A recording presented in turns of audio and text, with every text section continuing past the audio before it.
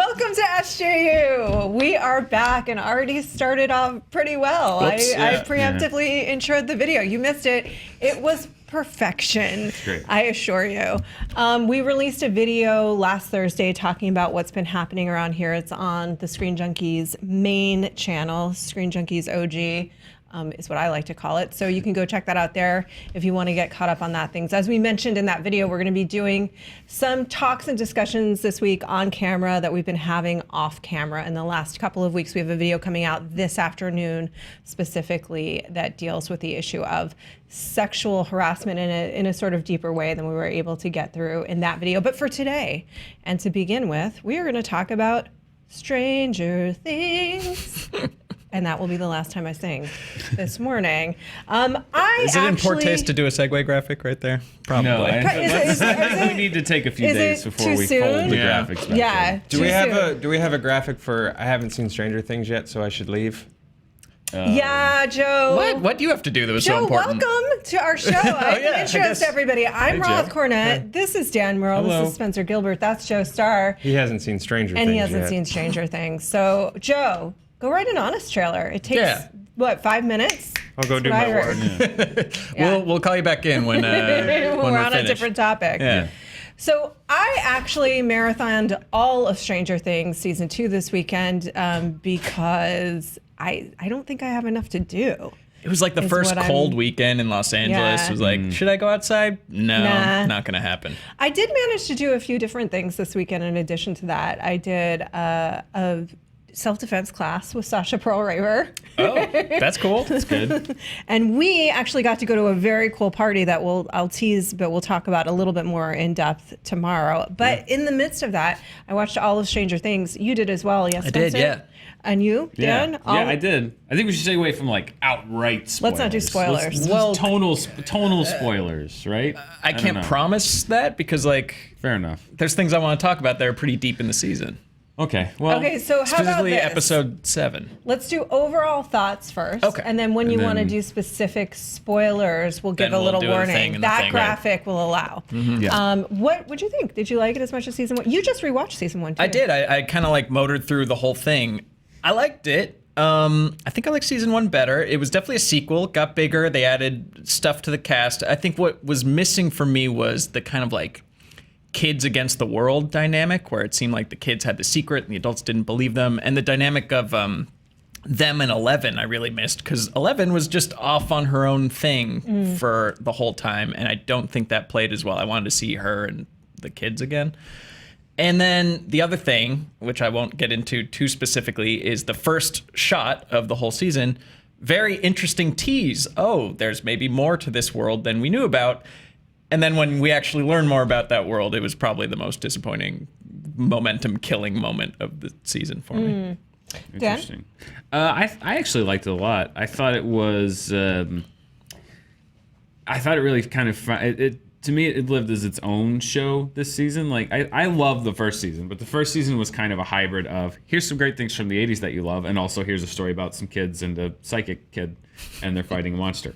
Things from the 80s that I loved. Also things from the 80s that you love. And I thought that this season was much Firestarter. more like strange. Like the show found its voice as like, okay, we know who the characters are. This is the world. It felt much more like, less reliant on the kind of nostalgization of the Nostalgia. whatever. That's not a word. Nostalgia, and more just That's like not a word. here's the show, here's the characters, here's the stories. We're gonna do what you do. So I liked it. I thought it was super trippy. Get deeper into the sci-fi hole, less in the nostalgia. Hit me in the feels a couple times. I enjoyed it. Yeah, I thought it was really fun. I'd put it up there with season 1. Yeah. Yeah, I liked it a lot. I liked it a lot too. I thought it was its own. It was distinct from season 1, which I enjoyed. I will say a couple of things struck me. Everyone was really mean to Max. I was like, why is she continuing to take this abuse? Everyone but Lucas was really mean to Max. Even Dustin eventually was really mean to Max. And I was like, why is this girl taking the brunt of everyone's rage? That was kind of at the this dynamic point? she was used to, was everyone was mean to her. Yeah, no, I know. So it bothered me, but I also thought it worked in the sense of like, there was a theme about, your personal anger being kind of like having a shotgun approach in the world, you just taking it out on other people, and lots of people were doing that, including 11, who had a little fire starter moment. Also, there was incredibly good non-communication coordination timing, like towards the end of the season, which I won't get into, but I was like, they're not talking, and yet this is going off at the exact right moment. Sure. Very conveniently, which was fine. I really liked that they addressed in a deeper way, and I'd seen someone talking about this, and I had agreed. The trauma of season 1, they didn't just let it go. You know, it was like this whole season, in a sense, was dealing with that trauma and the effects of it, which I thought was good, and like kind of the metaphor of festering. But they were sort of answering critics' responses in certain things. Like there was a Justice for Barb thing that I was like, clearly a response, right? Yeah, definitely. They really leaned into that. I thought they were going to bring Barb back to life, which I'm glad they didn't. Yeah. Oh, spoiler. Whoops. But I mean, come on, she had a slug crawling out I guess, of her. the only thing that from that segment that I really took away from was how creepily that guy really wanted those 2 teenagers to have sex in his house. Yes. He was very invested in whether they were sleeping in the pullout or they were sleeping in the bed. Like, when you pull back and like it doesn't track as weird because the actors are all in their like late 20s. Yeah. So, but then you're like, they're in high school, Yeah, sir. Same with the bully and Will's mom or Yeah. Mike's mom. Yeah. Like, he's a child. Yeah, a little disturbing on that front. Well, and I will say, Max did have a moment that she was clearly speaking for the critics. Yes, in like, which it seems a little derivative. Yeah, a little Derivative, derivative, yeah, exactly. but it was okay. All right, so at that point, this is the point in Sprockets in which we talk about full spoilers. spoilers. Yeah. Do we have a spoiler graphic? Spoiler graphic. Spoiler graphic.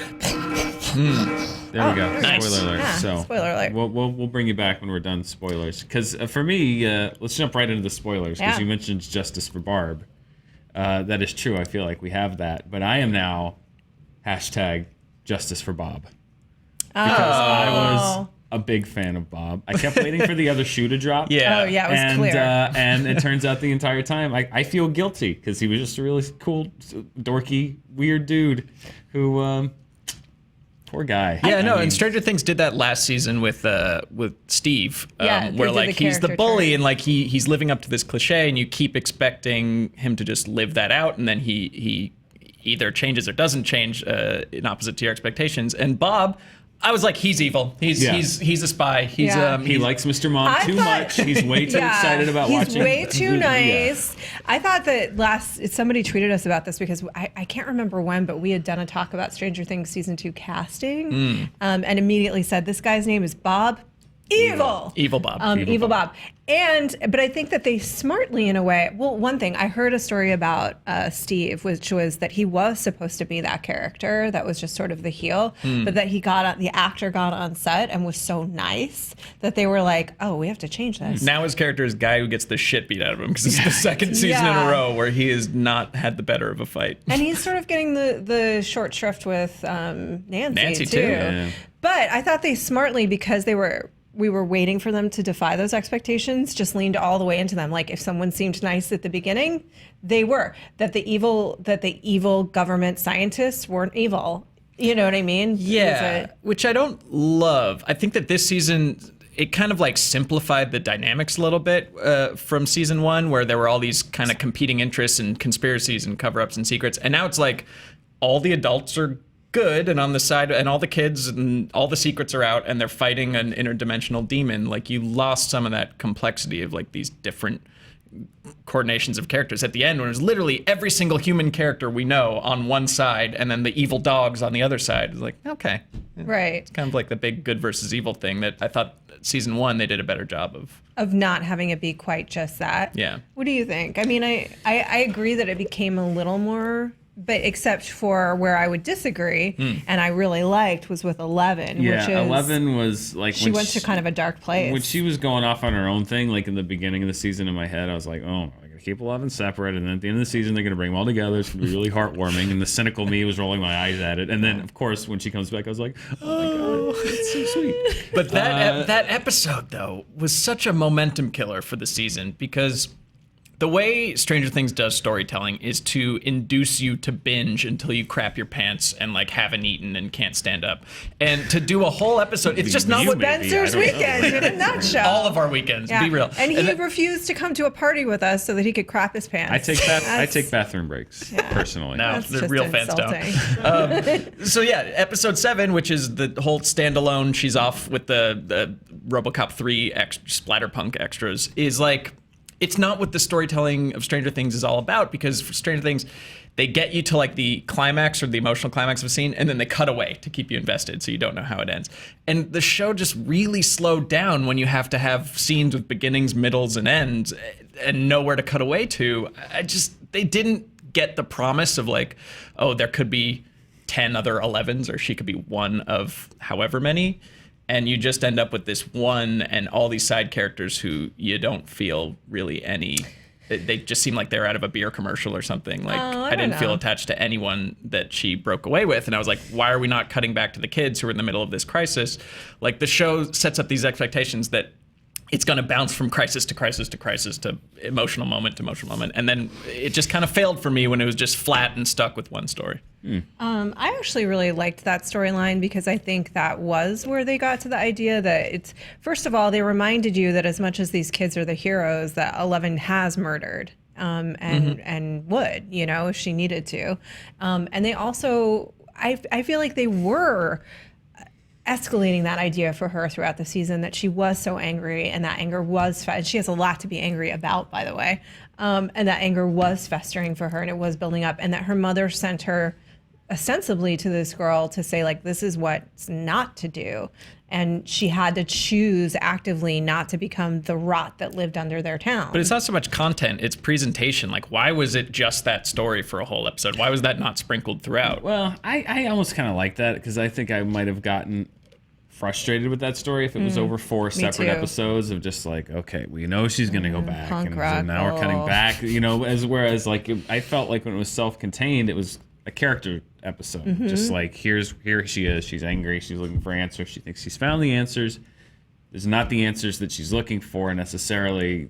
She thinks that she wants this, but she really wants that. I felt like that was a way of, I was a little on the fence about it too, but the way that it resolved, I kind of liked. And I could see how you would think, because particularly it's like, Demigorgon attack, and then what's happening? But I got it about halfway through. I was invested. I got into it. I will say that they also had to, I thought, I agree in the sense that there was a piece of me that was like, oh, they were solving a lot of things in that episode. Like, this is why she's not going to go back to her mother. And this is why she won't ultimately trust her aunt. And this is why, like, there's no one in her life for her but these people. This is her family now. However, I did think they need the time before that to establish her bond with the sheriff, which was ultimately more important than me caring about the punk rock kids. But it's not it's a little on the nose, the metaphor of like the rot under the town and the festering of your own anger. Yeah, but that's okay. And you also had just this great opportunity with 8, or with just in expanding the world and creating like new characters to get invested in. And I feel like she was really just there to kind of explain things. Yeah. Overall, though, I will say I liked a lot of how they utilized the characters and gave them each something to do. I was Lucas last season was the skeptic, so I did wonder what they were going to do to him. Well, they gave him an even more skeptical skeptic in Max, and then they gave him a little love story. I actually thought the relationship, I have to say, I'm pretty invested in Mike and 11 I'm like, well, they just have to grow up together and then get married, and that's it. But the other love story that I was really impressed with this season was a friendship love story between Mike and Will. And good for Will, for actually holding his own. He's a good actor. Yeah. I was like, they got so lucky. He had nothing to do that last season. This season depends on him being a good actor, and he's great. Will had something to do. Yeah. So all the kids, Dustin and Steve's relationship, I thought was great, and then Nancy sort of figuring out what she wanted. I thought that overall it was a tough season to come back from like the expectations of season 1, and they pretty much, especially compared to most shows and the time they had to write it and execute it, I thought they pretty much pulled it off. Totally. I think it was definitely good. Look, we sat there and watched every single episode happily, probably would have even if we weren't talking about it. So it succeeded on that front. But I just like season 1 better. Yeah, I mean, they had more time to write that, and I think they had more time to. They got to hurry for season 3 because you can see those kids are starting to grow up. Yeah. See that controversially, I'm just gonna say this: I would be fine if this was all we got. Yeah. I think if you look at the story and it's just like it's. What more can you do to Will? Every single character got so much more. their kind of resolution. The answer may surprise you.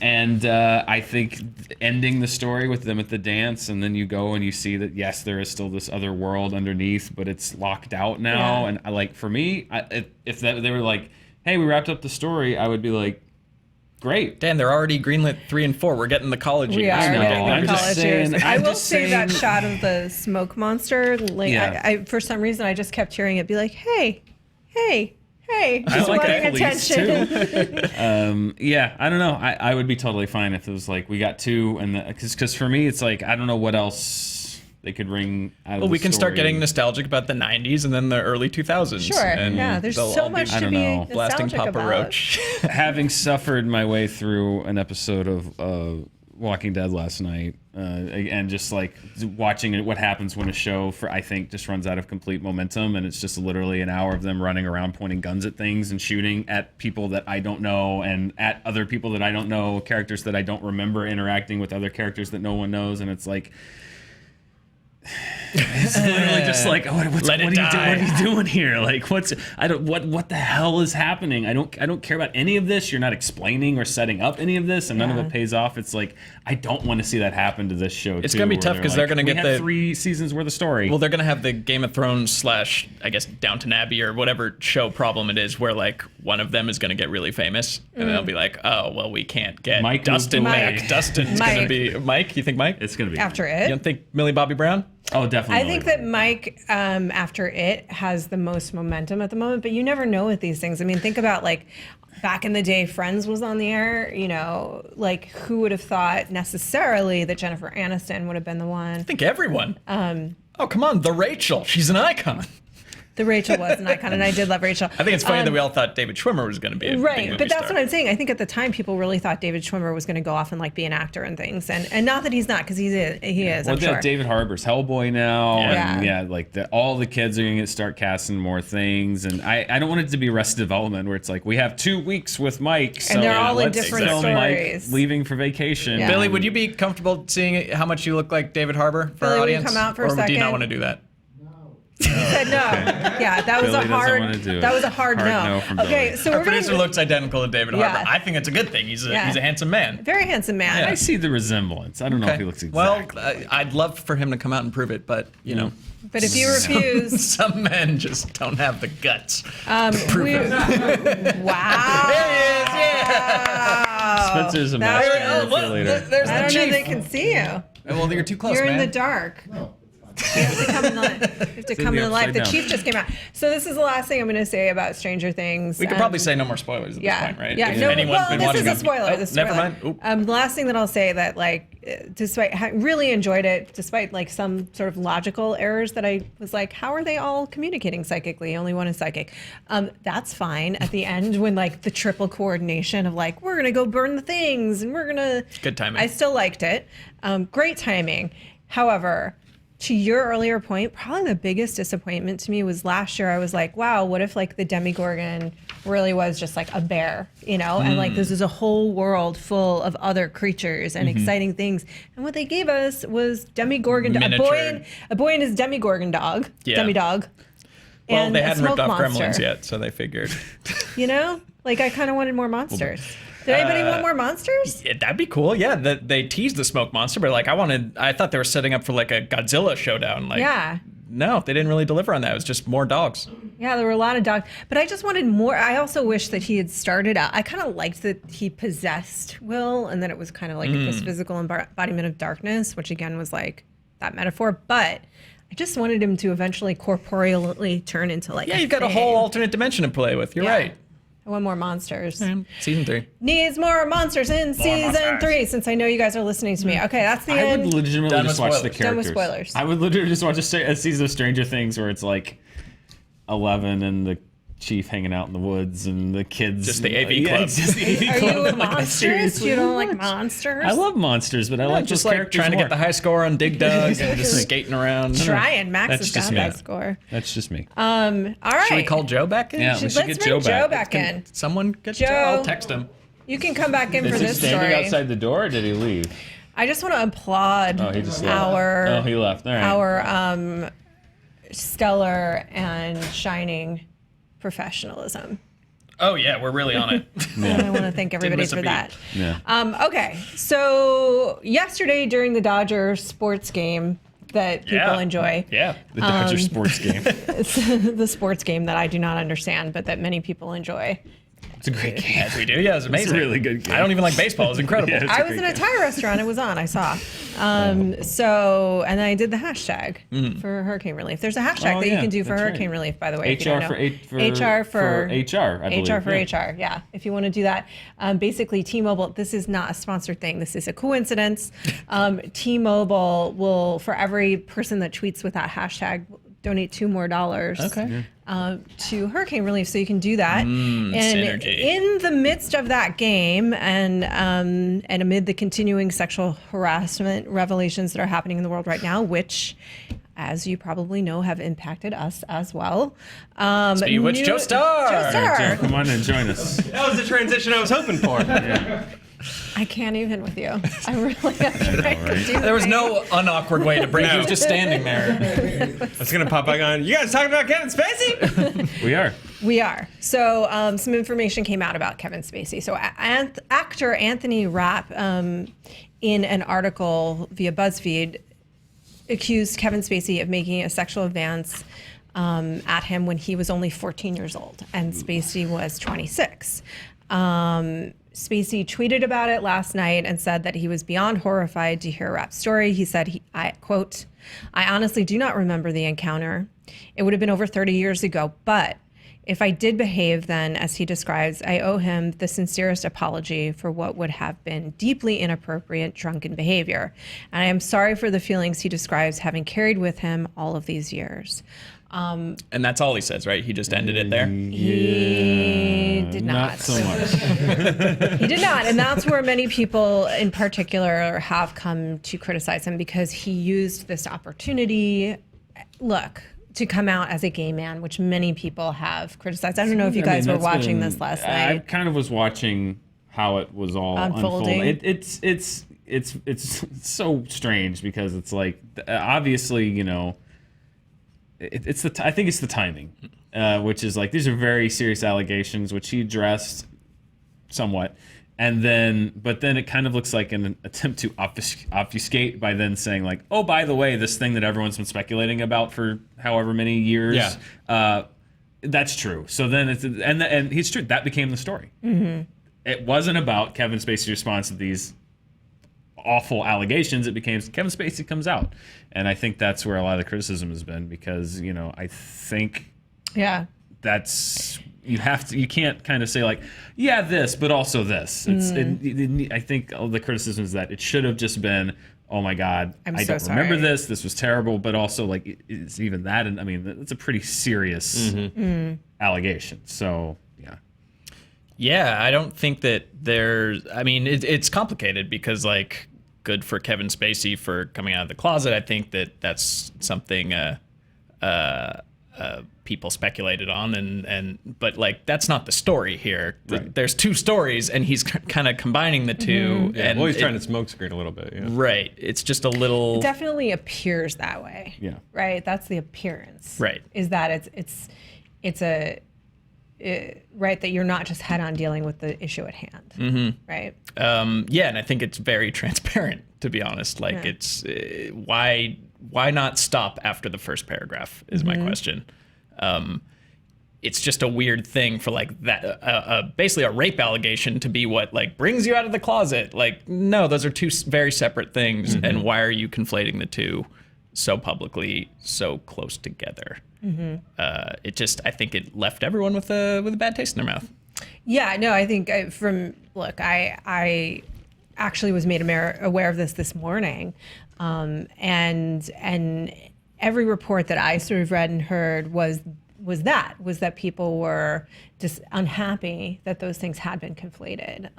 It wasn't that Kevin Spacey coming out of the closet had become the story. That the story was that he tried to direct attention away from what this actor had said and accused him of, rather than facing it head on. Joe, did you? Well, I know a lot of our friends in the gay community were like, not having this at all. Yeah. I know Cameron Esposito, whose show Take My Wife is awesome and you should watch it, tweeted like, hey, by the way, being gay has nothing to do with Exactly, and that's the other chasing dangerous- children, and that's like a screwed up thing to like combine those two sentiments in your statement. I don't think obviously it's not a win or lose conversation, because what he's being accused of is like horrible, but I don't think he did himself any favors doubling down with this. Oh, and by the way, good news, everybody! I'm finally coming out, and like kind of trying to cover it. It doesn't help anyone. That's sort of like that. I think the triply troubling piece of it is like, I don't think perhaps intentionally, but you're kind of giving this indication that those two things are related, and they are not Right. related. Like, being gay is not related to Making a sexual advance child. at a child who Yeah. is 14 years old when you are 26, which is clearly illegal. And certainly what we've been talking about here is that isn't balance in power. You are an adult man that's a kid that's still developing and growing up and confused and just discovering their own sense of self in that way. That is not appropriate. And also, can we just stop with the "I was drunk" defense?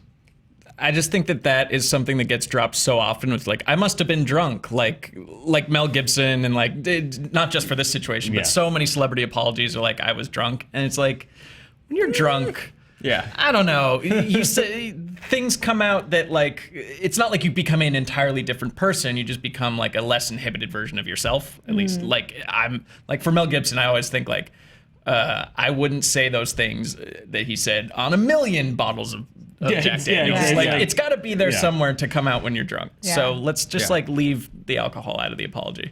Let's also never drink 1 million bottles of Jack Daniels. That's a lot. That is really The dangerous. expense involved in that alone is staggering. And I'm not gonna like get really drunk and be like, the Jews cause all the wars. Right. Like, that's just not in me. So no matter how much I drink, it's not gonna happen. No.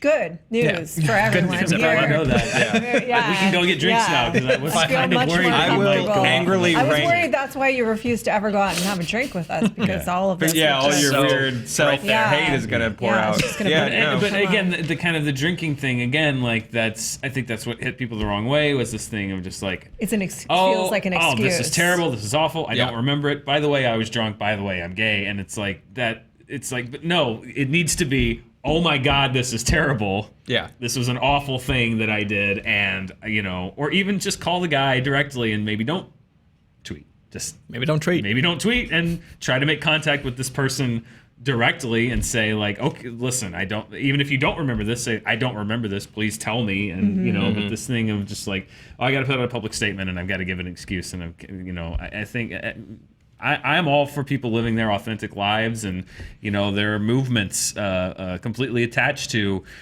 feeling comfortable, and that you should be who you are, and not to shame people that come out of the closet. People should be encouraged to do so, and I think that's where it's kind of difficult, because you don't want to criticize Kevin Spacey for publicly expressing who he is, but at the same time, it's like it's the appearance of he didn't do it to be the best Kevin Spacey he could be. He did it because this is a huge thing, and I want to. Yeah, I need a bit of a I need a shield. bit of a shield, Yeah. and so this is what I'm going to use. And certainly, like that, we can. It's understandable that there has been a response to that is displeased, because that does conflate a lot of things that have nothing to do with each other at all.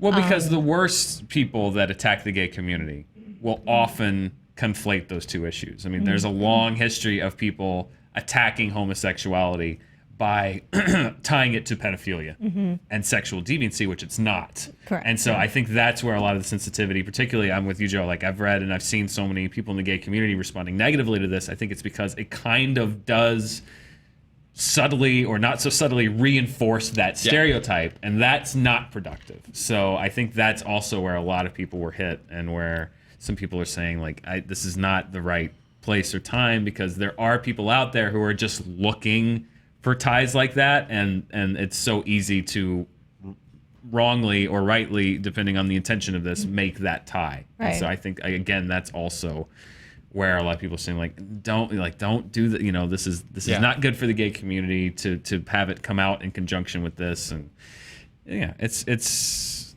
Hollywood and life is getting more complicated, and everyone kind of has to re-examine everything. And this is just another step on that. Yeah, I mean, it's not, to be clear, look, this is Hollywood right now. I was listening, where I heard about this morning was on my morning drive, listening to Rebecca Keegan on NPR, who covers Hollywood. And certainly this is a big story that we have, again, ourselves been dealing with, that is happening in Hollywood, that is being revealed every day, just how pervasive. This is the least kept, most known secret about not just Hollywood. Certainly it's more, it seems to be more acute here, and I think there are a couple of different reasons for that. One is that this is a town that is built on hopes and dreams. And when you really, really want something from in your heart, when you really want to be a part of something like in your soul, and this is the dream you had as a little kid, it's easy for people to take advantage of that. And two, where it's not just a job, you know, it's like literally everything you've wanted in life. It's easy to take advantage of that. And two, is a lot of people in Hollywood make their living in a sort of freelance capacity. They go from job to job. They're always looking for another job. If you work on a set, that's not a job in which you have it for 10 years. That is a job that you have for 6 months, and then you need another one. So the power dynamics become even more vulnerable in that sense. If you're an actor, you always need another job, things like that. Yeah, I mean, for all of the progressive politics in the entertainment community, the actual films and television shows and studios are run like the army. Like there, you have a superior, you do whatever they say, no questions asked. So that leaves it open to people taking advantage of that. And yes. Yeah, part of the culture that needs to change is, and I think, you know, just about all of us have experienced it in various jobs. I know I've experienced it in many, many jobs, but yeah, it's like the image of the Hollywood community is this big, bright, opening, liberal kind of utopia place for artists. But the mentality here, particularly as you're working your way up the chain, brutal, both in front of and behind the camera, is you're lucky to be here. You're lucky to have this job. I can replace you with 10 people tomorrow. You're going to do what I say. That's true. But the problem comes with this is like, you're going to do what I tell you. It doesn't matter how I treat you. And if you don't like how I treat you, then guess Get what? out. You can't cut it in this business. Get out, and I can replace you tomorrow. And it's like, that's the thing that again, like, this isn't just about harassment. Harassment obviously is the most pressing issue and the one that needs to change immediately and quickly and irrevocably. But there also needs to be a look at just abuse of power in this system of I have unquestioned power over you, and if you can't hack it, you're weak, and admitting it is weak, and you don't belong here. And like, that's not true. It is tough work to make movies and television show. It is hard, brutal, long labor, but that doesn't mean that you have to run things or treat people like. I've run both. I've worked on TV shows that treated people like that, and I've worked on TV shows that didn't, and they both got made. Yeah. They both made it to the air. It's been a problem, I think. Like, people work under, this is a totally separate issue. So separating them completely is that I think we've all had experiences like that working in this industry of it's kind of like the brutal mentality, and then we've had bosses that didn't have that. And you're right. Either way, the job got done. So there's lots, but when it comes to sexual harassment in particular, yes, is Hollywood largely being talked about right now? Is it probably largely more pervasive here and has been since ever? Yeah, but the real truth is this is every single industry. This is everywhere. This is a power dynamic problem. It is a global problem. It's certainly a problem in every industry that I know of in the United States. This is probably happening in bars and restaurants and corporations, in finance, everywhere. We're hearing a little more about it with Hollywood because we hear more about Hollywood in general. And then we're talking about famous people and things like that. we're going to dive into this actually a lot more. We've already dived into it quite a bit, but later today with an expert and talk about some of the psychology behind harassment. So please do tune in for that. Let us know your questions. It's our goal to be creating we're still ourselves, we're still the Screen Junkies, we're still gonna have fun, but to be creating a stronger community. And another effort there that is, again, unrelated, but just another piece that as we thought about how we wanted to move forward, how we wanted the community to interact with us and each other is a big piece of what we've talked about.